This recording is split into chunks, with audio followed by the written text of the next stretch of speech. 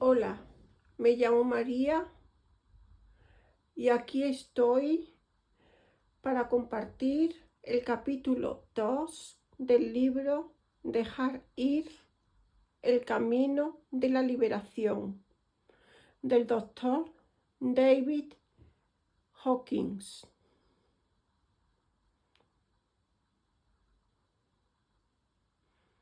Antes de comenzar, me gustaría agradecerte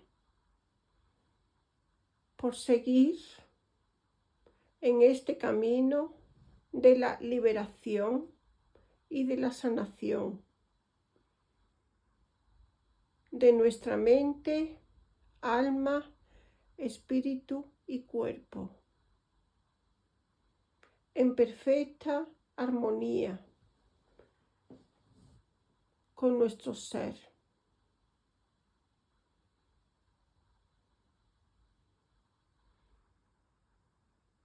Conectando cada pensamiento que tengamos con una emoción.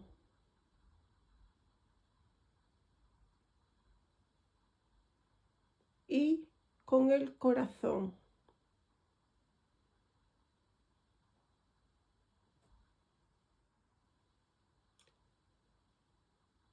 Busca un lugar tranquilo, libre de ruidos, donde nada ni nadie pueda perturbar tu paz, donde puedas aquietar tu mente, escuchar y escucharte. Conecta con tus emociones. Conecta con tu sentir y tu respiración. Mientras respiras, sientes todo lo que surge en tu cuerpo.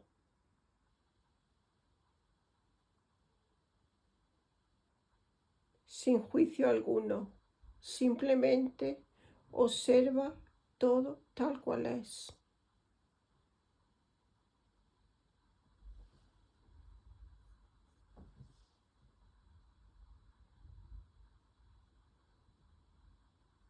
Inhala y exhala.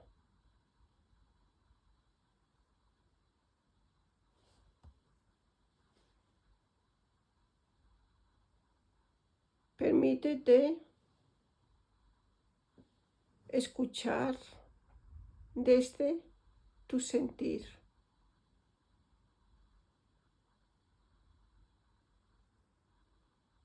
Aquí y ahora.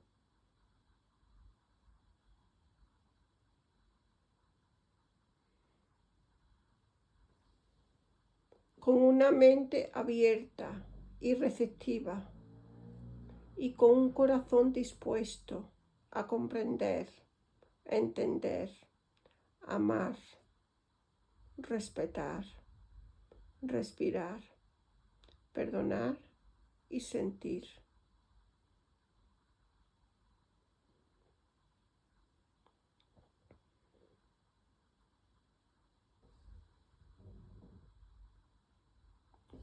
Abre tu mente y tu corazón a dar y recibir amor.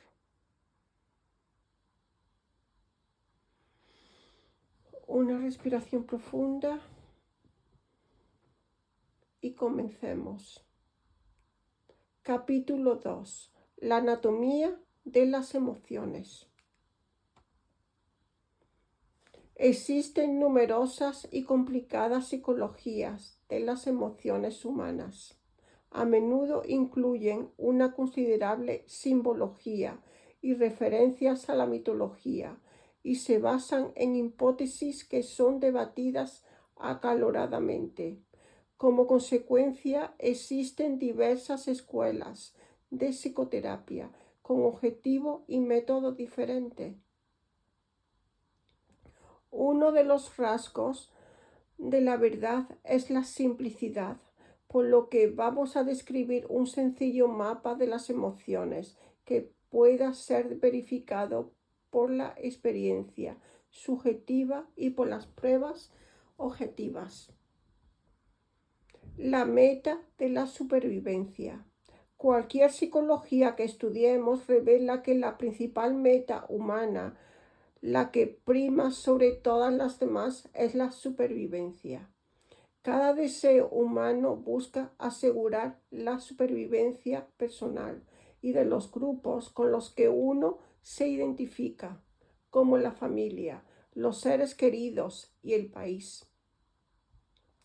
El humano teme, más que cualquier otra cosa, perder la capacidad de experimentar. Por esta razón, las personas están interesadas en la supervivencia del cuerpo, ya que creen que ellas son sus cuerpos y por lo tanto los necesitan para experimentar sus existencias. Debido a que las personas se consideran separadas y limitadas, su sensación de carencia les causa estrés. Un rasgo común en los humanos es buscar fuera de sí mismos la satisfacción de sus necesidades. Esto los lleva a sentirse vulnerables, ya que son insuficientes por sí mismos. La mente es, por lo tanto, un mecanismo de supervivencia y su método principal es el uso de las emociones. Estas engendran los pensamientos y con el tiempo se convierten en una versión en taquigrafía de ellos. Miles e incluso millones de pensamientos pueden ser reemplazados por una sola emoción. Las emociones son más básicas y primitivas que los procesos mentales. La razón es la herramienta que la mente utiliza para lograr sus fines emocionales. Cuando es utilizada por el intelecto, la emoción básica subyacente generalmente es inconsciente o por lo menos está al margen de la conciencia.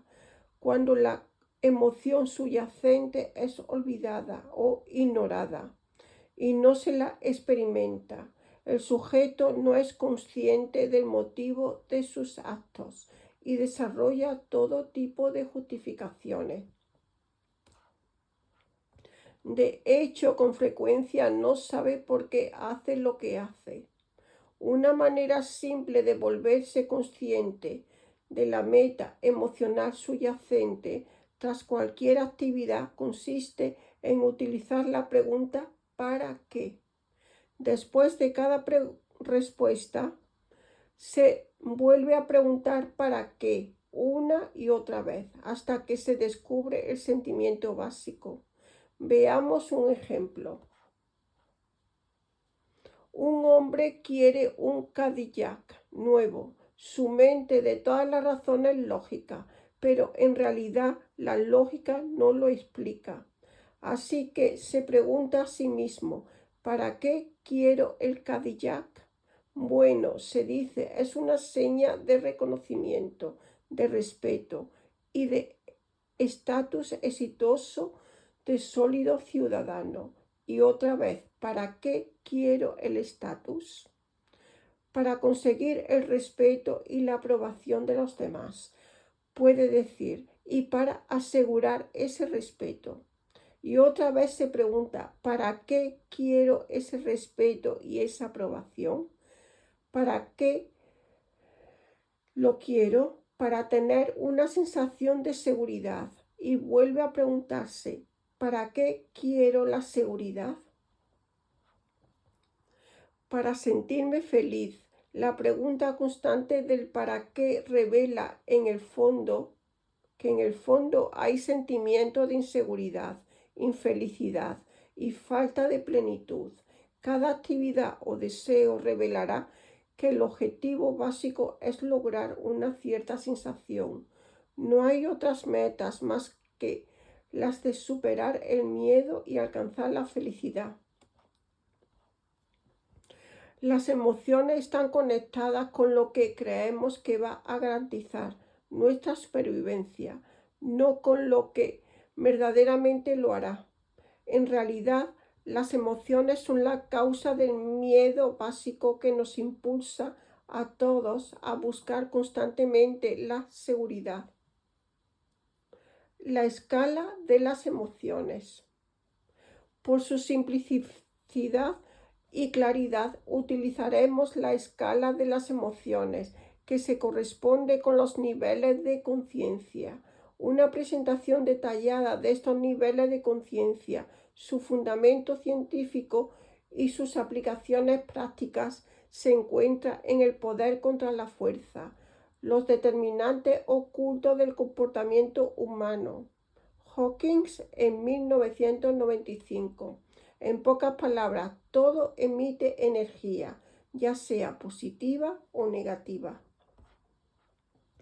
Intuitivamente percibimos la diferencia entre una persona positiva, agradable, genuina y considerada, y otra negativa, avariciosa, mentirosa y rencorosa.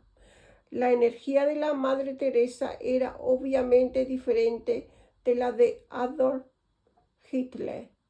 La energía de la mayoría de la gente está en algún lugar intermedio. La música, los lugares, los libros, los animales, las intenciones, la totalidad de la vida emiten energía que puede ser calibrada en cuanto a su esencia y grado de verdad. Lo semejante atrae a lo semejante. Las diferentes energías forman constelaciones de patrones atractores o niveles de conciencia. El mapa de la conciencia proporciona una visión lineal y logarítmica de este terreno energético no lineal.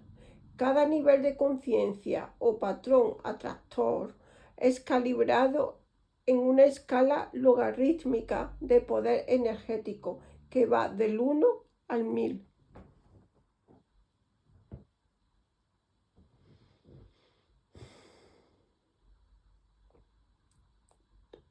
El nivel de completa iluminación 1000 en la parte superior del mapa representa el más elevado posible en el reino humano.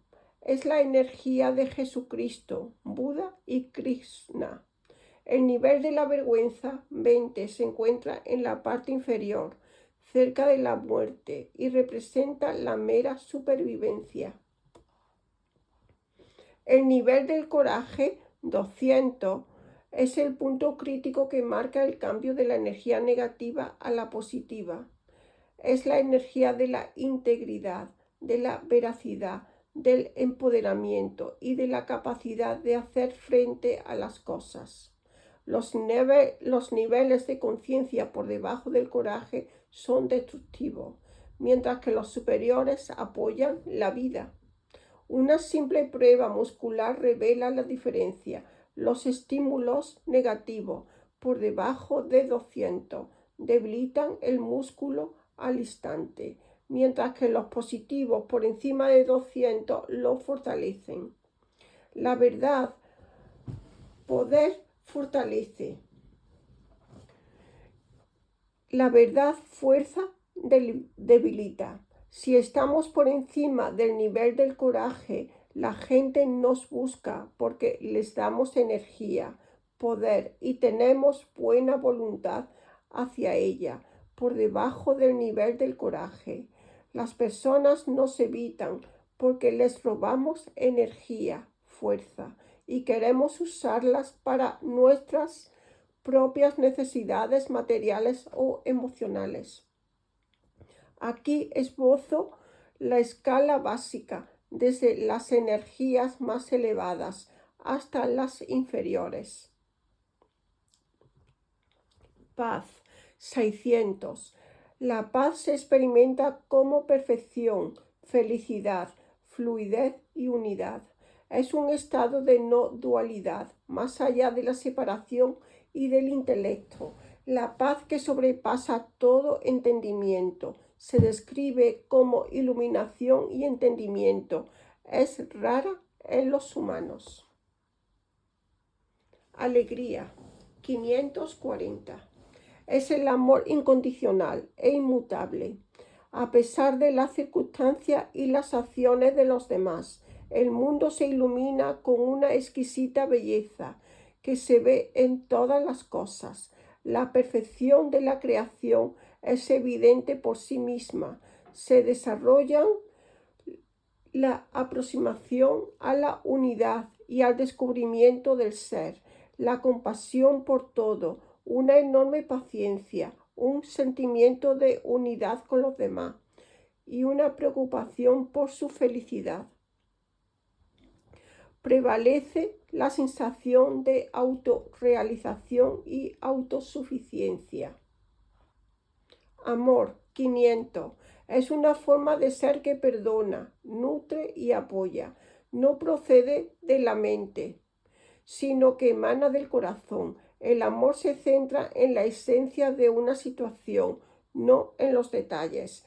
Trata con la totalidad y no con lo particular. La visión va reemplazando a la perfección. No se toma posición, se ve el valor intrínseco y la amabilidad de todo lo que existe. Razón. 400. Este aspecto distingue al ser humano del animal. Existe la posibilidad de ver las cosas en abstracto, de conceptualizar, de ser objetivo y tomar decisiones rápidas y correctas. Su utilidad es enorme para resolver problemas. La ciencia, la filosofía, la medicina y la lógica son expresiones de este nivel.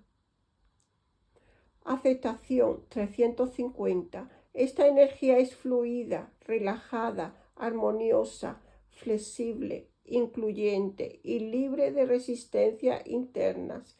La vida va bien, tú y yo estamos bien, me siento conectado.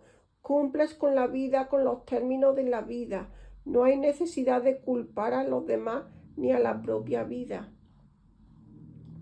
Voluntad. 310. Esta energía sirve a la supervivencia en virtud de una actitud positiva que da la bienvenida a todas las expresiones de la vida. Es amable, servicial, quiere ayudar y trata de estar al servicio. Neutralidad. 250. Esta es una forma de vida cómoda, práctica y relativamente libre de emotividad. Se está bien de cualquier manera, está libre de posiciones rígidas, no es crítica ni competitiva. Coraje. 200. Esta energía dice, puedo hacerlo. Es determinada, está entusiasmada con la vida, la productividad, la independencia y la autocapacitación. Es posible la acción eficaz.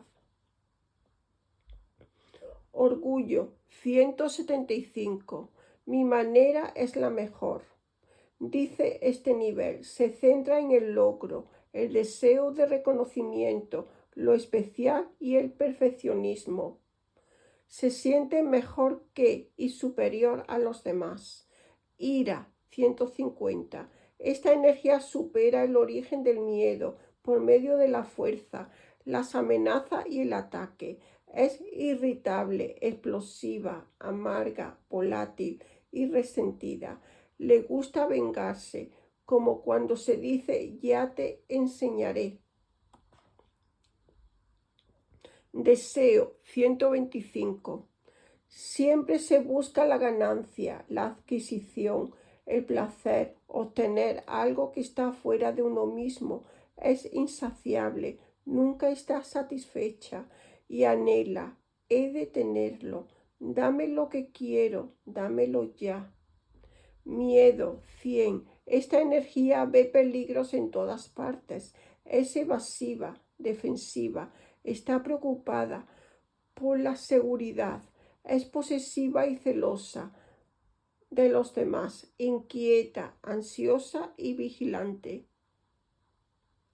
Sufrimiento. 75. Hay impotencia, desesperación, pérdida, pesar, separación, depresión, tristeza, Predomina el sentimiento de ser un perdedor, desaliento, no puedo seguir.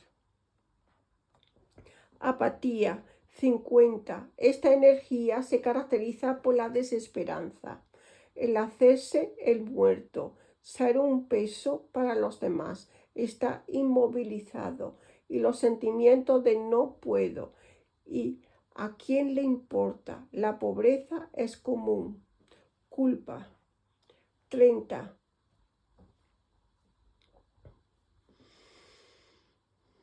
En este campo de energía uno quiere castigar y ser castigado. Esto conduce al rechazo de uno mismo, al masoquismo, al remordimiento, a sentirse mal y al autosabotaje. Todo es culpa mía. Es común la propensión y los accidentes, la conducta suicida y la proyección del odio sobre uno mismo y los demás, que son malos. Es la base de muchas enfermedades psicosomáticas. Vergüenza. 20. Se caracteriza por la humillación, como cuando se enrojece de vergüenza. Tradicionalmente se la ha acompañado con el destierro. Es destructiva para la salud y lleva a la crueldad con uno mismo y con los demás. En general, el extremo inferior de la escala se asocia a frecuencias vibratorias menores, menor energía, menor poder, peores circunstancias en la vida, relaciones más pobres, menos abundancia y amor y peor salud física y emocional debido a la baja energía. Tales personas muy necesitadas nos consumen a todos los niveles. Tienden a ser evitadas y a encontrarse rodeadas de gente del mismo nivel, por ejemplo, en la cárcel.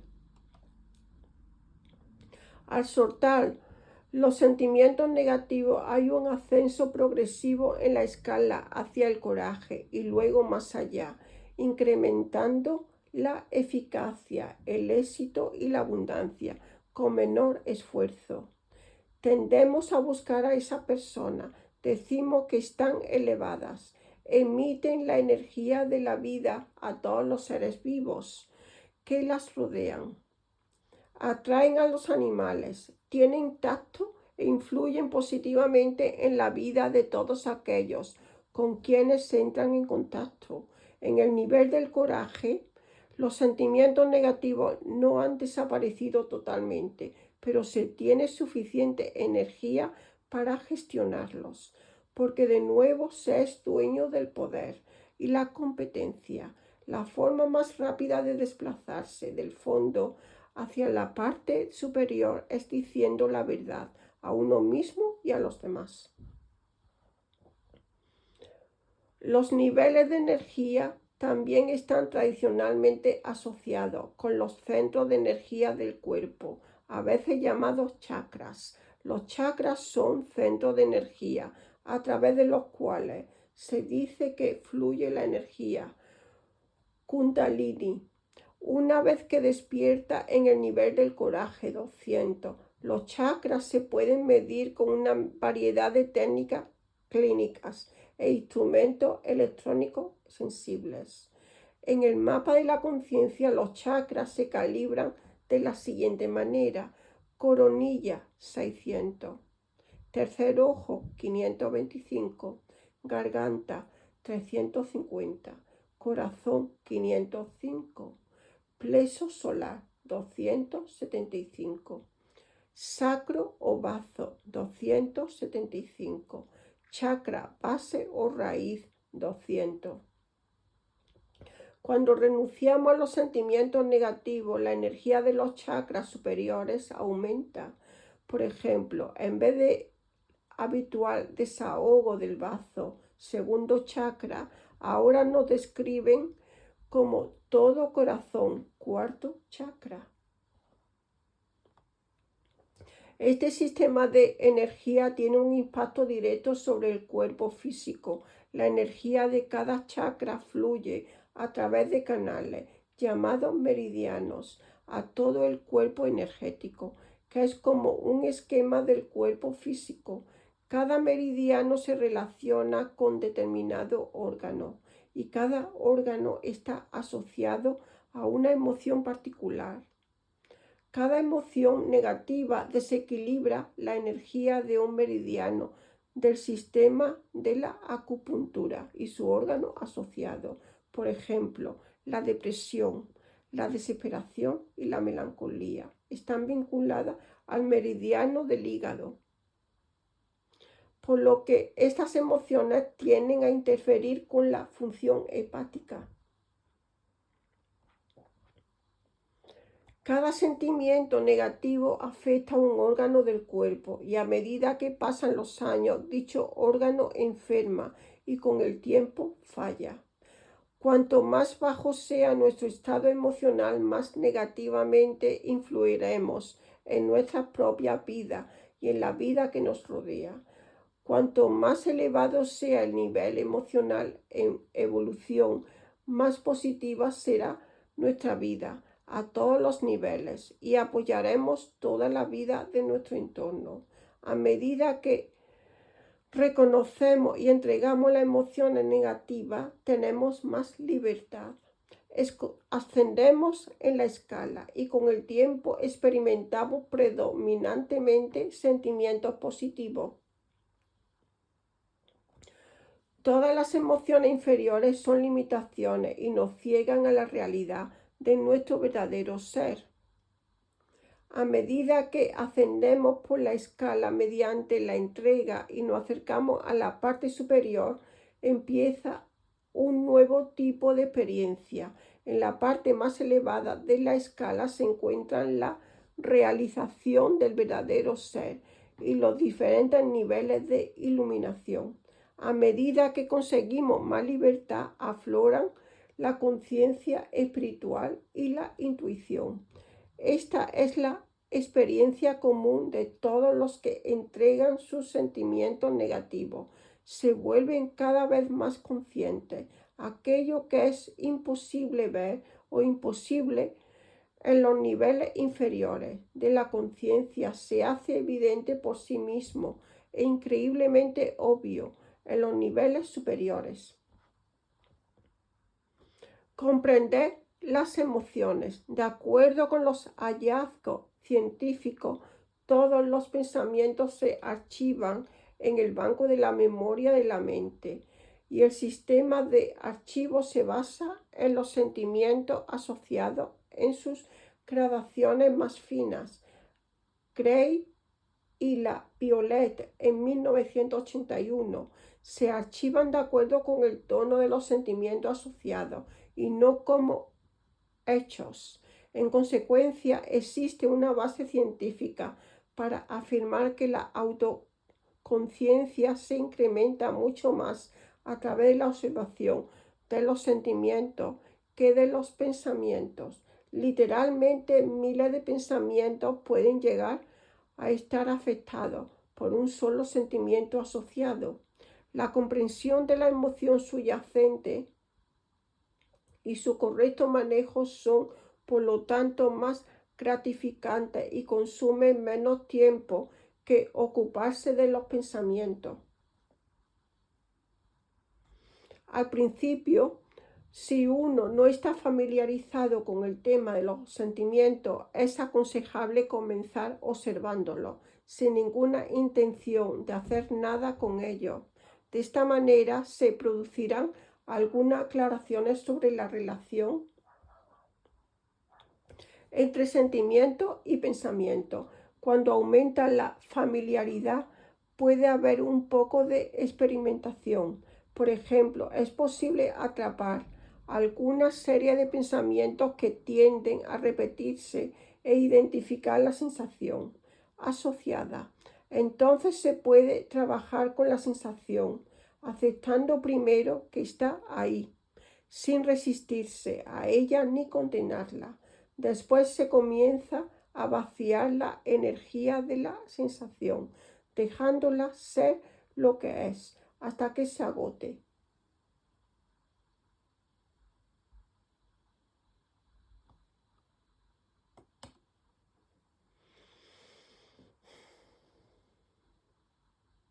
Un poco más tarde es posible contemplar los pensamientos anteriores y observar que su carácter ha cambiado. Si las sensaciones han quedado totalmente entregadas y liberadas, por lo general todos los pensamientos asociados a ellas desaparecen por completo y son reemplazados por un pensamiento concluyente que resuelve el tema con rapidez. Por ejemplo, un hombre extravió su pasaporte poco antes de viajar a un país extranjero. A medida que la fecha de salida prevista se acercaba, sentía cada vez más pánico. Su mente se aceleraba para pensar dónde podría haberse perdido el pasaporte. Lo buscó arriba y abajo. Intentó varios trucos mentales en vano. Se reprendía a sí mismo. ¿Cómo pude ser tan estúpido de perder el pasaporte? Ahora no tengo tiempo de conseguir otro. A medida que el fatídico día se acercaba, se enfrentó a un dilema real. Sin pasaporte, no había viaje. Perder el viaje tendría muchas consecuencias negativas, ya que era tanto de negocios como de placer. Y si se hubiera creado una situación difícil, finalmente se acordó de practicar la técnica de dejar ir. Se sentó y se preguntó, ¿cuál es el sentimiento básico que ha estado ignorando? Repito, se sentó y se preguntó, ¿cuál es el sentimiento básico que he estado ignorando? Para su sorpresa, el sentimiento básico que le vino fue el de sufrimiento. Asociaba el sufrimiento a no querer separarse de alguien a quien quería mucho. También tenía un miedo asociado a la pérdida de la relación, o al menos a su debilitamiento debido a su ausencia. Al liberarse del dolor y el miedo asociado, de repente se sintió en paz con el asunto. También llegó a la conclusión de que si la relación no podía soportar una ausencia de 2 semanas, no valía mucho la pena. Así que en realidad no estaba arriesgando nada. En cuanto se sintió en paz, recordó dónde estaba el pasaporte. De hecho, estaba en un lugar tan obvio que solo el bloqueo inconsciente podía explicar que no lo hubiera recordado. Huelga decir que los miles de pensamientos acerca de la pérdida del pasaporte, el viaje fallido y las posibles consecuencias desaparecieron al instante. Su estado emocional pasó a ser de gratitud y felicidad en lugar de frustración.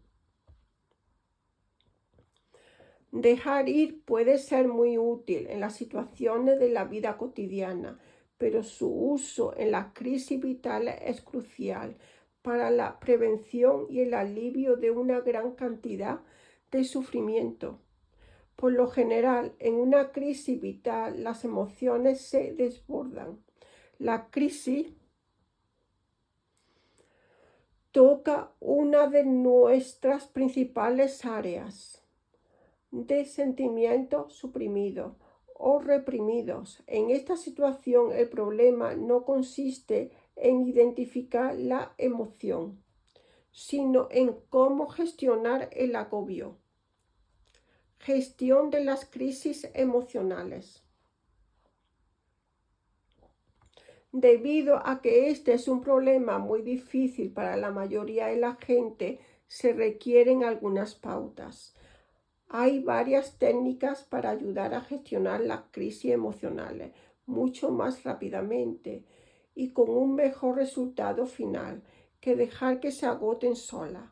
Recuerda que los mecanismos habituales que la mente consciente utiliza para manejar las emociones son la supresión o represión y la expresión y el escape. Estos son perjudiciales cuando se utilizan sin intención consciente. En un agobio suele ser aconsejable utilizarlos, pero de manera consciente. El propósito de esta maniobra es reducir la enorme y abrumadora emoción para poder desarmarla y dejarla atrás punto por punto. Describirnos este proceso más adelante. Así, en este caso, está bien desprenderse conscientemente de la mayor cantidad de emoción que podamos en el momento. La intensidad de la emoción se puede reducir al compartir el sentimiento con amigos o mentores. La mera expresión de la sensación reduce un poco su energía. En esta circunstancia también conviene utilizar conscientemente los mecanismos de escape, como socializar para tomar distancia del dolor, jugar con el perro, ver la televisión, ir al cine, escuchar música, hacer el amor o cualquiera que sea nuestro hábito en esa circunstancia. Cuando la sensación se ha reducido de forma considerable, lo mejor es empezar a dejar ir los pequeños aspectos de la situación en lugar de la totalidad de la misma y la emoción que la acompaña.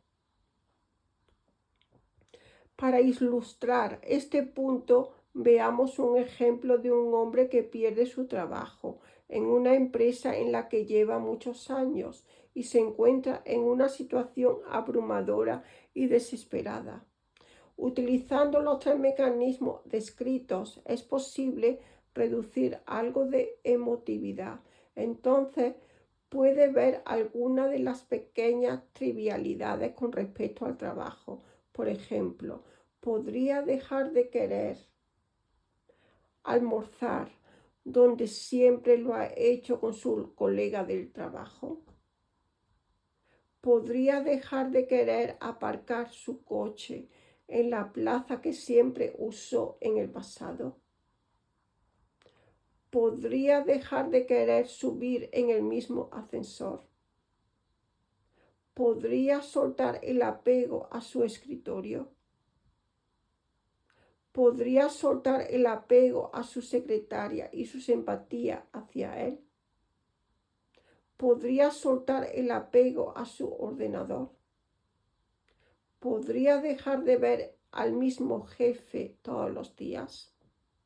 Podría dejar de lado su sentimiento de familiaridad con los ruidos de fondo de la oficina. El propósito de entregar estos aspectos menores de perder el trabajo, que pueden parecer triviales, es poner la mente en actitud de dejar ir. La actitud de dejar ir nos lleva al nivel del coraje, en el que los sentimientos negativos reconocidos y trabajados han perdido su carga. De pronto nos damos cuenta de que tenemos el coraje necesario para enfrentar la situación, reconocer nuestros sentimientos y hacer algo al respecto. A medida que entregamos las trivialidades, curiosamente, el suceso principal se vuelve menos opresivo. La causa de este fenómeno es que cuando se utiliza el mecanismo de la entrega, con una emoción se entregan todas las emociones al mismo tiempo. Es como si todas ellas estuvieran así y tuvieran la misma energía subyacente, de modo que al entregar las energías que van en una dirección, entregamos también las que parecen ir en la dirección opuesta. Esto es cuestión de tener la experiencia. Es necesario comprobarlo personalmente para creerlo. Después de utilizar los 4 métodos ya mencionados, supresión, expresión, escape y entrega de los pequeños aspectos, se hace evidente un quinto método. En realidad, cada emoción intensa es una combinación de varias emociones subsidiarias y es posible desarmar el complejo emocional total.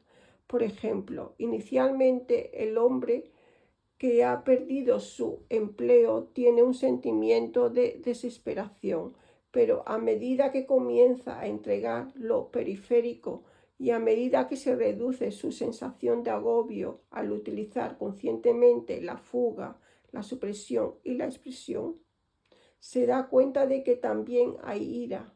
Ve que la ira está asociada al orgullo. Hay una gran cantidad de ira en forma de resentimiento. Esto no la invalida. Se trata de ira expresada contra uno mismo. También está presente una cantidad considerable de temor. Ahora, estas emociones asociadas se pueden abordar directamente. Por ejemplo, puede empezar a soltar el temor a no encontrar otro trabajo. Cuando reconoce y aparta ese miedo, todas las posibilidades alternativas se vuelven evidentes para él. Y a medida que entrega el orgullo, pronto ve que no está sufriendo un desastre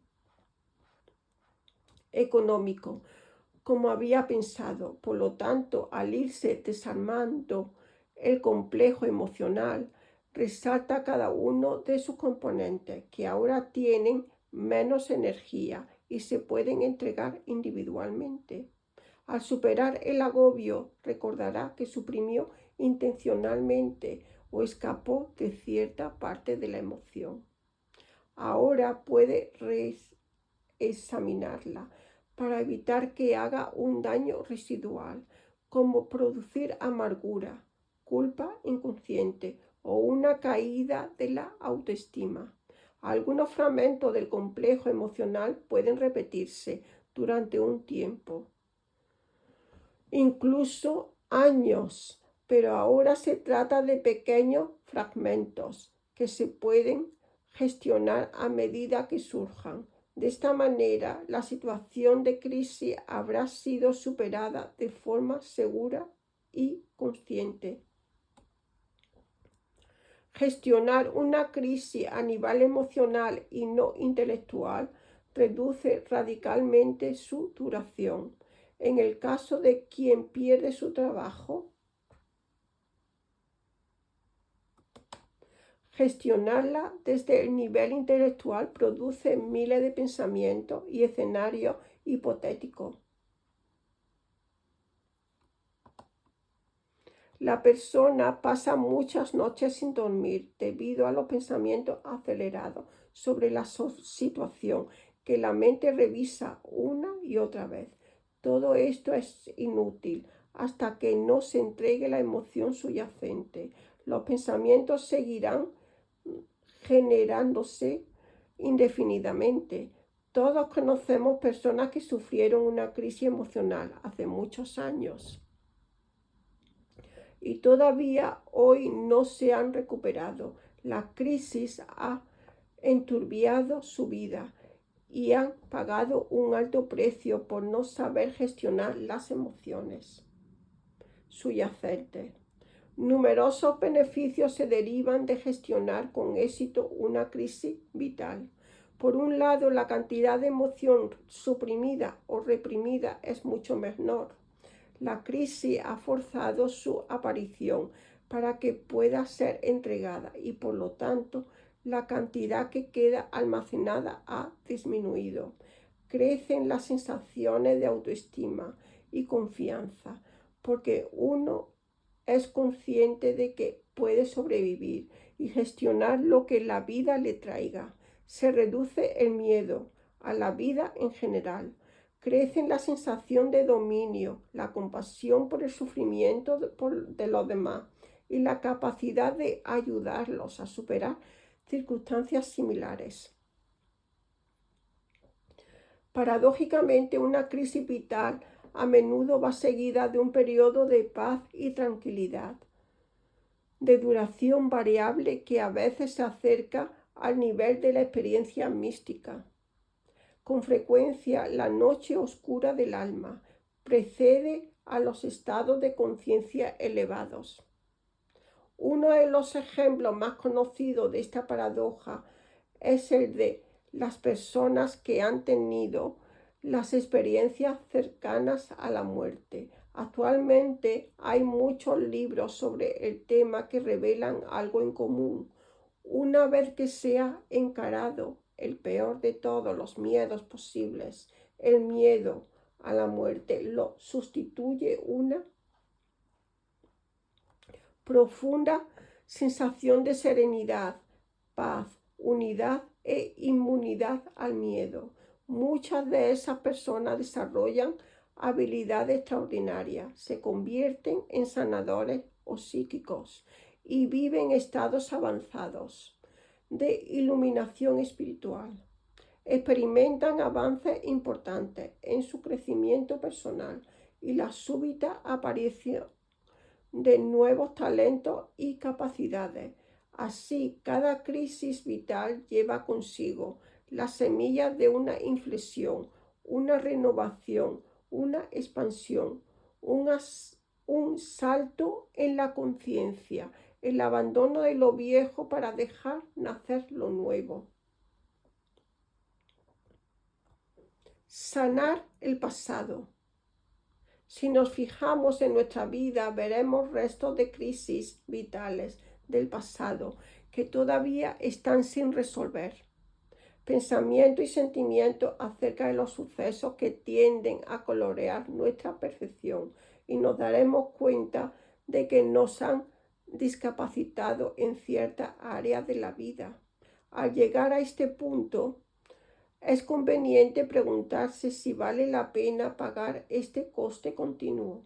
Ahora que disponemos de algunas herramientas para gestionar estos restos, podemos procesarlos, podemos investigar y soltar los sentimientos residuales para que se produzca la curación. Esto nos lleva a otra técnica de sanación emocional que se vuelve poderosa cuando el acontecimiento principal ha pasado. Consiste en situar el suceso en un contexto diferente para verlo desde otra perspectiva y considerarlo dentro de otro paradigma, con otra importancia y otro significado. Se dice que la mayoría de las personas se pasan la vida lamentando el pasado y temiendo el futuro, y por eso son incapaces de experimentar alegría en el presente. Muchos asumen que este es el destino humano, nuestra suerte, y que lo mejor que podemos hacer es poner buena cara y aguantarlo.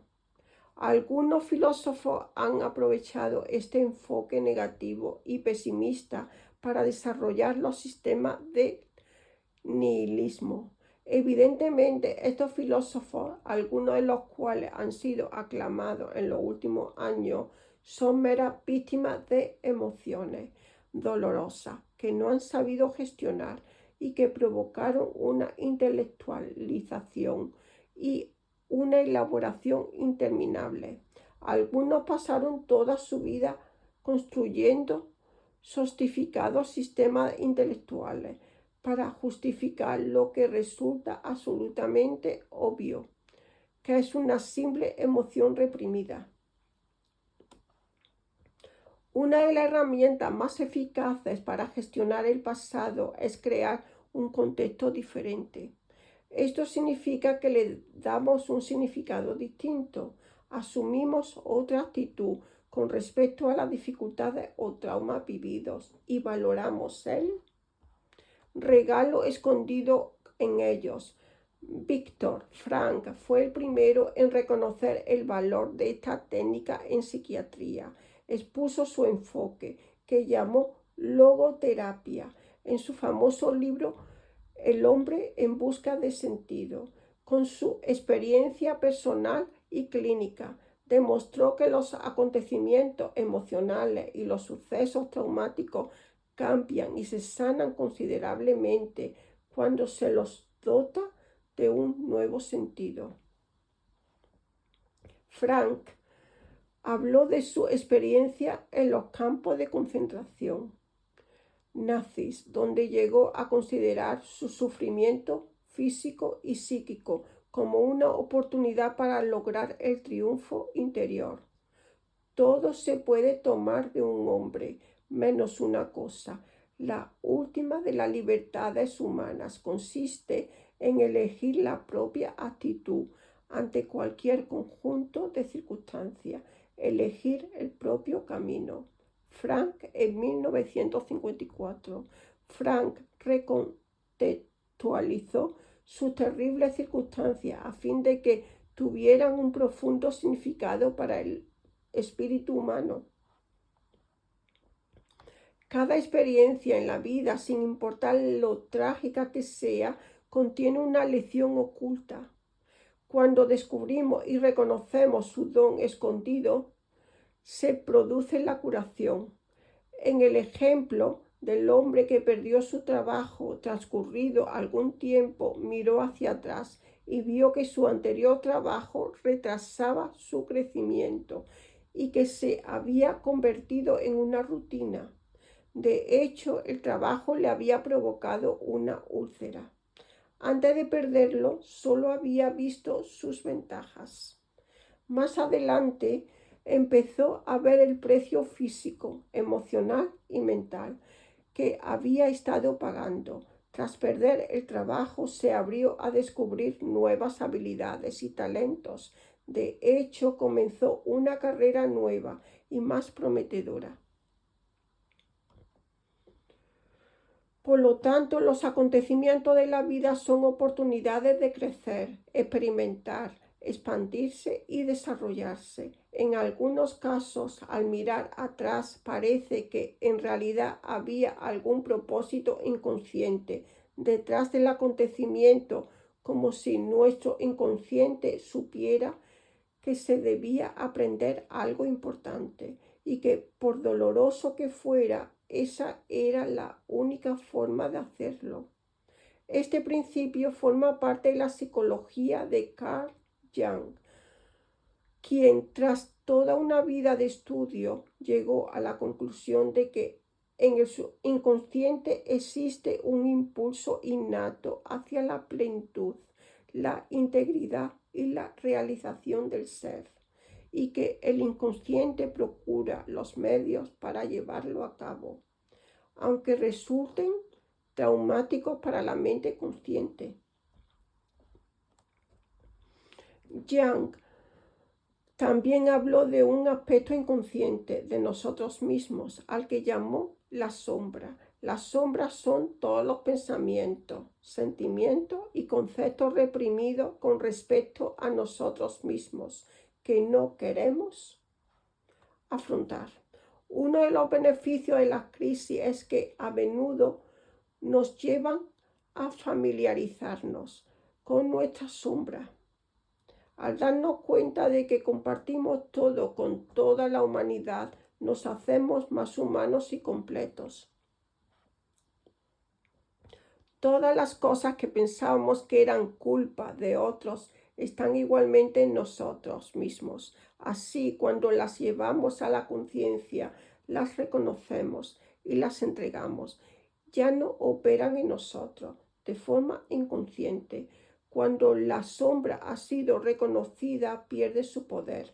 Lo único que se necesita es reconocer que tenemos ciertos impulsos, pensamientos y sentimientos prohibidos. Entonces podemos gestionarlos con un ¿qué más da? Superar una crisis vital nos hace más humanos, más compasivos, aceptamos mejor las cosas, nos volvemos más comprensivos con nosotros mismos y con los demás. Ya no gozamos quitándole la razón a los demás ni a nosotros mismos. Gestionar una crisis emocional nos lleva a una mayor sabiduría y brinda beneficios de por vida. En realidad, el miedo a la vida es miedo a las emociones. No tememos los hechos, sino lo que nos hacen sentir. No tememos los hechos, sino lo que nos hacen sentir. Cuando dominamos los sentimientos, el miedo a la vida disminuye. Tenemos más confianza en nosotros mismos y estamos dispuestos a asumir grandes riesgos. porque ahora sentimos que podemos controlar las consecuencias emocionales. Cualquiera que sean, con el temor es la base de todas las inhibiciones. El dominio del temor implica desbloquear todas las vías de la experiencia vital que antes habíamos enviado. Por lo tanto, el hombre que supo gestionar la crisis de perder un empleo no volverá a experimentar ese miedo, será más creativo en el siguiente trabajo y estará dispuesto a asumir los riesgos necesarios para alcanzar el éxito. Comienza a ver que en el pasado ese miedo inquietante a perder el empleo limitaba severamente su rendimiento, lo hacía miedoso y cauteloso y le costó su autoestima al tener que doblegarse ante sus superiores. Uno de los beneficios de una crisis vital es mayor autoconciencia. La situación es abrumadora y nos vemos obligados a detener todos nuestros divertimentos, contemplar detenidamente nuestra situación vital y volver a evaluar nuestras creencias, metas y valores, así como el rumbo en la vida. Es una oportunidad para reevaluar y soltar la culpa, y también para un cambio total de actitud. La crisis vitales nos enfrentan a los polos opuestos. ¿Debo odiar o perdonar a esta persona? ¿Debo aprender de esta experiencia y crecer o resistirme a ella y amargarme? Elijo pasar por alto los efectos y defectos del otro y los propios, y por el contrario los rechazo y ataco mentalmente. ¿Debo retirarme ante una situación similar en el futuro o debo trascender esta crisis y dominarla de una vez por todas? ¿Elijo la esperanza o el desaliento? ¿Puedo utilizar la experiencia como una oportunidad para aprender a compartir o me encierro en una coraza de miedo y amargura?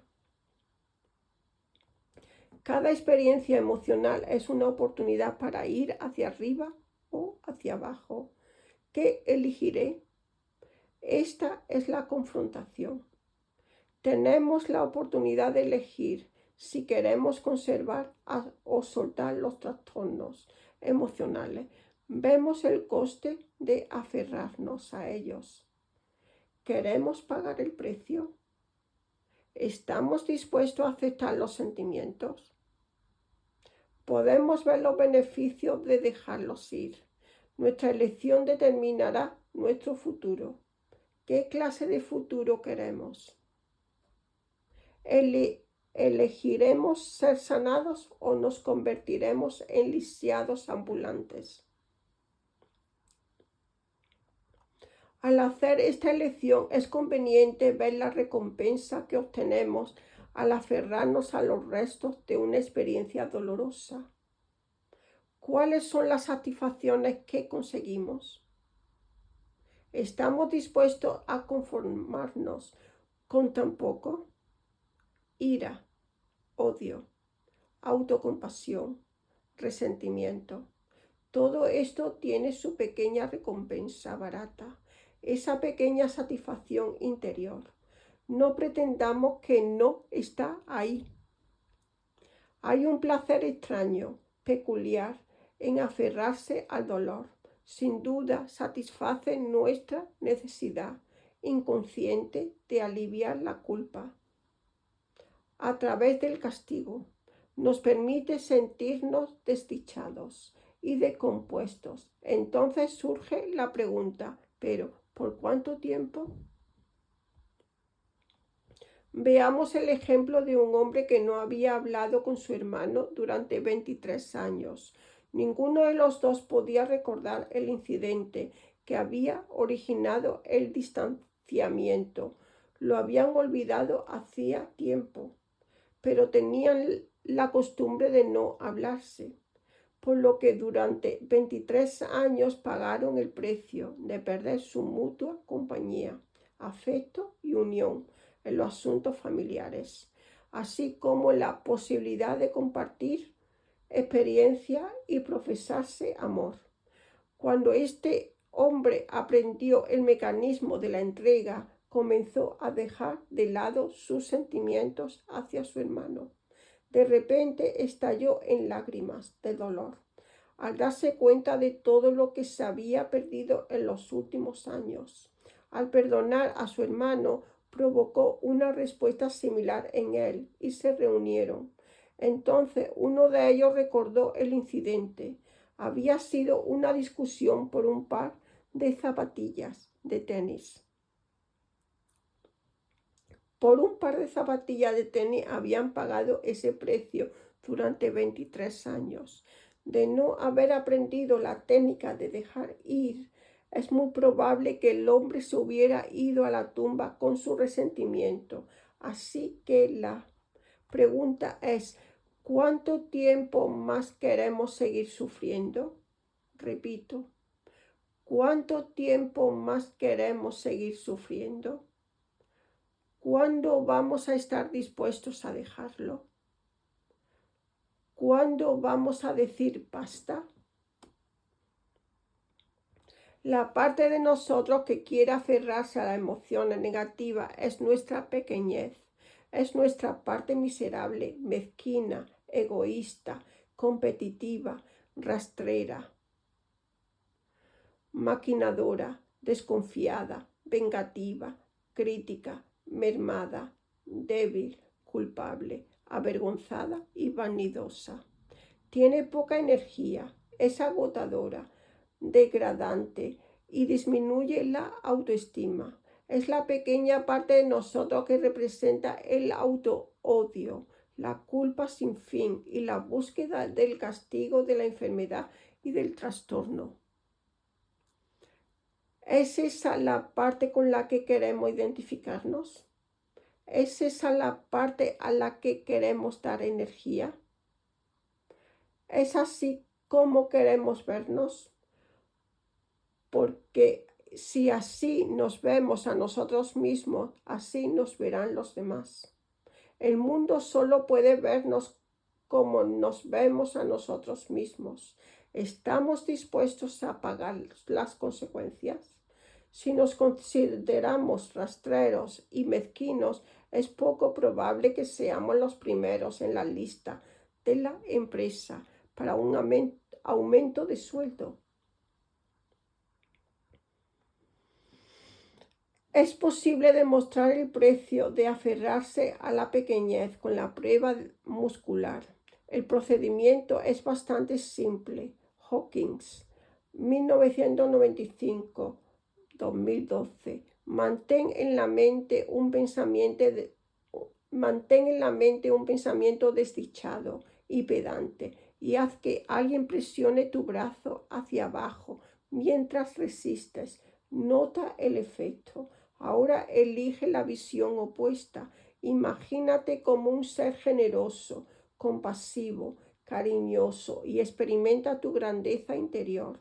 Al instante habrá un enorme aumento de la fortaleza muscular que indica un repentino incremento de la bioenergía positiva. La pequeñez conlleva debilidad, enfermedad, trastorno y muerte.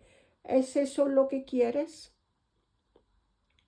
La renuncia a los sentimientos negativos puede ir acompañada de otra maniobra muy saludable para la transformación interior. Dejar de resistirse a las emociones positivas. Fortalecer las emociones positivas. El corolario de soltar los sentimientos negativos es dejar de resistirse a los positivos. En el universo todo tiene su opuesto. Por lo tanto, en la mente cada sentimiento negativo tiene su contrapartida. Tanto si se es consciente de su existencia como si no. Un ejercicio muy iluminador consiste en sentarse, observar la sensación opuesta a la emoción negativa que estamos viviendo y dejar de resistirnos a ella. Digamos, por ejemplo, que se acerca el cumpleaños de un amigo y nos sentimos resentidos y mezquinos. Por lo tanto, nos cuesta salir a comprar un regalo y el día se acerca. Los sentimientos opuestos son los de perdón y generosidad. Basta con empezar a buscar el sentimiento de perdón en nosotros mismos y dejar de resistirnos a él. Al ir soltando nuestra resistencia a ser piadoso, a menudo nos sorprende que los sentimientos piadosos vengan en oleadas.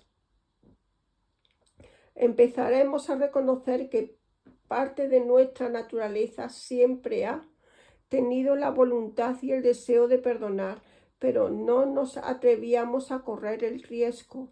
Pensamos que pareceríamos tontos.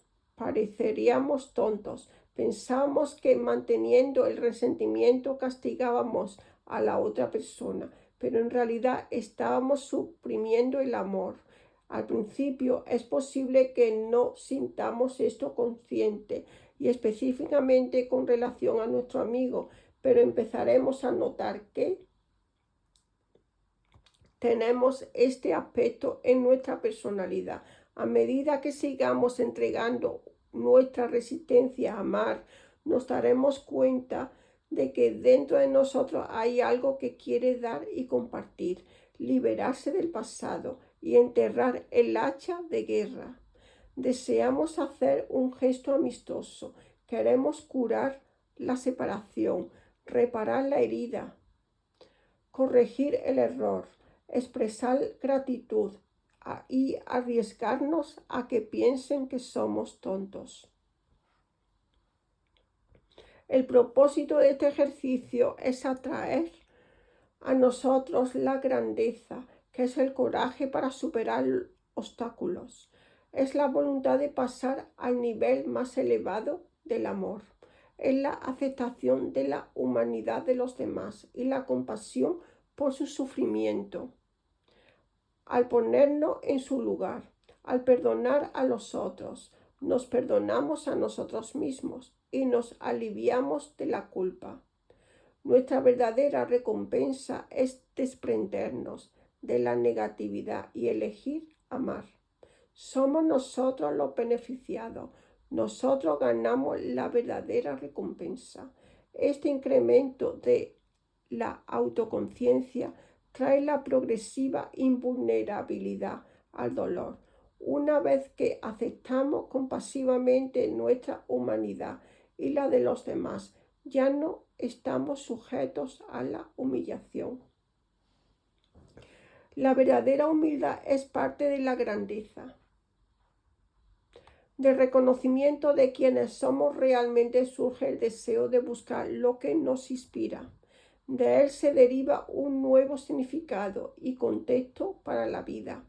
Cuando ese vacío interior, debido a la falta de autoestima, es reemplazado por el verdadero amor a nosotros mismos, ya no tenemos que buscar la felicidad en el mundo, porque su fuente está dentro de nosotros.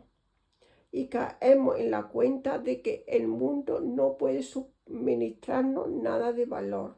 Ninguna riqueza puede compensar la sensación de pobreza interior. Todos sabemos de la existencia de muchos multimillonarios que tratan de compensar su sensación interna de vacío y falta de valía. Una vez que conectamos con el ser interno, con esta grandeza interior, con esta plenitud, alegría y verdadera sensación de felicidad, trascendemos el mundo. Ahora el mundo es un lugar para disfrutar. Ya no somos dirigidos por él. Ya no estamos en el lado del efecto, sino en el de la causa. Cuando utilizamos estas técnicas de renuncia de lo negativo y abandono de la resistencia a lo positivo, tomamos conciencia repentinamente de nuestra verdadera dimensión. Cuando se ha experimentado esto, no se olvida nunca. El mundo no volverá a intimidarnos como una vez lo hizo. Quizás sigamos aceptando las normas del mundo por puro hábito, pero la impulsividad interna, la vulnerabilidad y la duda han desaparecido. Externamente el comportamiento puede parecer el mismo, pero internamente ahora sus causas son totalmente diferentes. El resultado final de gestionar conscientemente las emociones son la invulnerabilidad y la imperturbabilidad. Ahora nuestra naturaleza interior es a prueba de balas. Somos capaces de ir por la vida con gracia y equilibrio. Que así sea. Gracias, gracias, gracias.